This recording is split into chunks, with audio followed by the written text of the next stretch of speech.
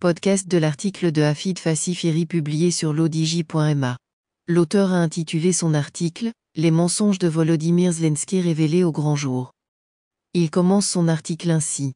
Suite aux 2 missiles de fabrication russe, qui se sont abattus en territoire polonais, Volodymyr Zelensky n'a pas hésité à induire en erreur ses soutiens occidentaux. Un chèque en blanc pour Zelensky? Le menteur démasqué. Certes, dans une guerre la vérité est la première victime à subir des dégâts collatéraux, mais, où veut en venir le président ukrainien? L'auteur poursuit son article ainsi. Suite aux 2 missiles de fabrication russe, qui se sont abattus en territoire polonais, Volodymyr Zelensky n'a pas hésité à induire en erreur ses soutiens occidentaux. On sentait que Joe Biden et Emmanuel Macron avaient le doigt sur la gâchette, qu'ils voulaient en découdre et riposter face à ces supposés missiles tirés par l'armée russe. Mais, comme par enchantement les présidents français et américains ont fait preuve, depuis Bali où se tenait la réunion du G20, d'une prudence diplomatique inattendue et remarquable.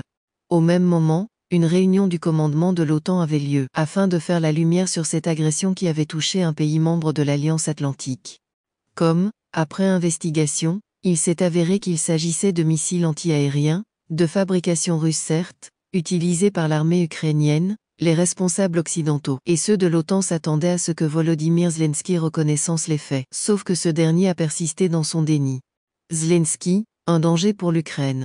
N'est-ce pas de l'inconscience absolue et de l'irresponsabilité incroyable et inadmissible chez Volodymyr Zelensky que d'avoir voulu entraîner l'OTAN dans un conflit ouvert avec la Russie? Et pire, sur des prétextes fallacieux et mensongers de surcroît. L'auteur précise ainsi. De nombreux pays membres qui envoient de l'armement à l'Ukraine sont dorés et déjà belligérants de fait dans cette guerre, mais le Zelensky voudrait impliquer l'OTAN directement. Vu le timing de l'agression sur la Pologne, au moment de la réunion du G20, on pourrait penser que ces frappes par missiles étaient préméditées. Sauf que l'on penche volontiers, et sans peur de nous fourvoyer, pour la thèse de l'accident et de l'incompétence. C'est bien beau de recevoir du matériel militaire des alliés occidentaux, c'est bien cynique d'accepter de les tester face à l'armée russe, comme des rats de laboratoire, mais encore faut-il en maîtriser l'usage. Surtout qu'en ce qui concerne ces missiles anti-aériens de fabrication russe, c'est évidemment un jeu d'enfant pour l'état-major de Poutine de les brouiller. L'auteur ajoute ainsi.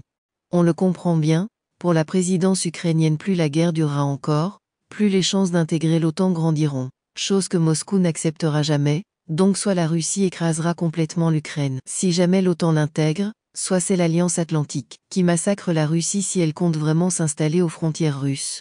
Alors, ce Volodymyr Zelensky, comédien, bouffon ou laquais des Américains ou les trois en même temps, n'a-t-il pas prouvé qu'il était capable des pires mensonges, les plus grotesques dans tous les cas, pour provoquer un conflit mondial de plus grande envergure?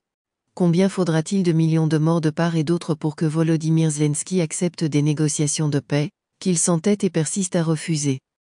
L'auteur conclut son article ainsi.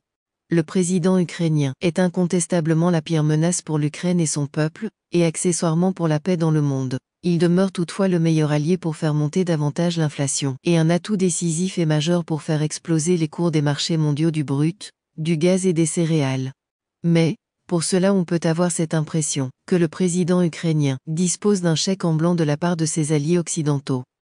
Rédigé par Hafid Fassifiri et lu par l'intelligence artificielle de l'ODJ Media.